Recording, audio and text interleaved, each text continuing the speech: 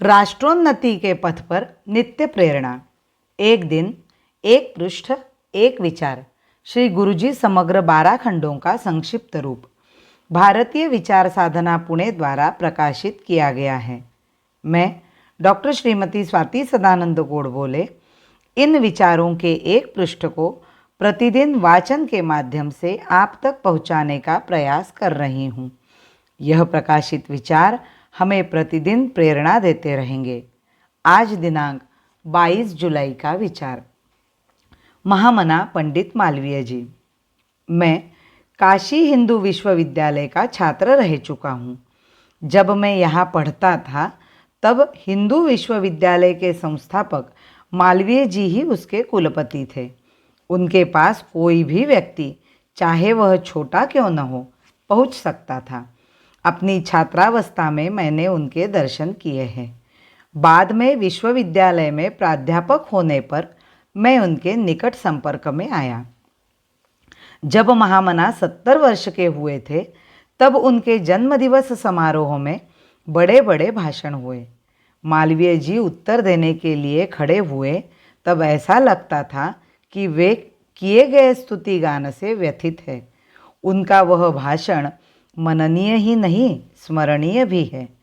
उन्होंने अपने भाषण में कहा, जो थोड़ा बहुत जीवन बचा है उसमें अनजाने में भी ऐसा कोई कार्य न हो जिससे भारत माता का अपमान हो अथवा उसे हानि पहुँचे। वे चाहते थे कि संपूर्ण जीवन देश सेवा में लगा दे। उस समय संपूर्ण शिक्षा दीक्षा अधिकांशतः ईसाइयों के हाथ में थी। इन ईसाइयों के विद्यालयों से पढ़कर जो विद्यार्थी आते थे वे अपनी संस्कृति को बेकार और अपनी भाषा को मृत समझते थे। यह स्थिति महामना को असहनीय लगी और इसी दृष्टि से उन्होंने विश्वविद्यालय की प्रस्थापना की। विश्वविद्यालय का नाम हिंदू विश्वविद्यालय रखा गया। आज तो हिंदू नाम से ही लोगों को चिढ़ है। अलीगढ़ मुस्लिम विश्वविद्यालय में हुए उपद्रव के पश्चात हिंदू और मुस्लिम शब्द हटाने की बात उठाई गई है, किंतु क्या केवल मुस्लिम शब्द हटाने मात्र से भारत माता का विभाजन कराने वालों की देशद्रोहिता समाप्त हो जाएगी? क्या यह सत्य नहीं कि आज भी धोती पहनकर जाने वाले व्यक्ति का मान सम्मान अलीगढ़ विश्वविद्यालय में सुरक्षित नहीं रह पाता? जहाँ तक काशी हिंदू विश्वविद्यालय का संबंध है, उसके जन्मकाल से लेकर आज तक क्या कोई यह कह सकता है कि यहाँ कभी वैसा उपद्रव हुआ है? हिंदू विश्वविद्यालय के निर्माता कभी किसी जाति का विरोध नहीं करते थे। शुद्ध राष्ट्रवाद की भावना से प्रेरित होकर ही हिंदू विश्वविद्यालय की स्थापना की गई थी। हमें स्मरण रखना चाहिए कि हिंदू विश्वविद्यालय किसी के विरोध में उत्पन्न हुई संस्था नहीं है। महामना ने आग्रहपूर्वक हिंदू शब्द को रखा था। जरा चुनाव से दूर रहकर विचार करें कि प्राचीन काल से चला आने वाला राष्ट्र कौन सा है?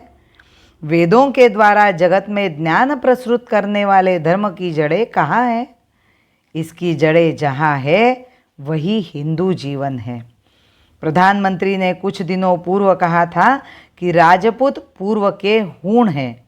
यदि ऐसा है तब तो जिस प्रकार हूण आदि भारतीय समाज में घुल मिल गए हैं, उसी प्रकार अन्य समाजों को इस राष्ट्रीय समाज में घुल मिल जाना चाहिए। 1.5 चावल की अलग खिचड़ी बनाने से काम नहीं चलेगा। राष्ट्रगंगा में सभी धाराओं को समरस होना पड़ेगा, तभी भारत की एकात्मता कायम रह सकती है। महामना ने इसी दर्शन के आधार पर विश्वविद्यालय का नाम हिंदू विश्वविद्यालय रखा था। महामना की शताब्दी आज बहुत लोग मना रहे हैं।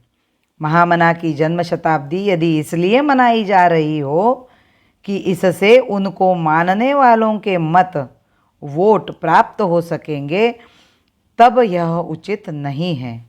यदि हम महामना का सचमुच सम्मान करते हैं तो उनके द्वारा स्थापित विश्वविद्यालय से हिंदू शब्द हटाए जाने की कल्पना भी असह्य होनी चाहिए।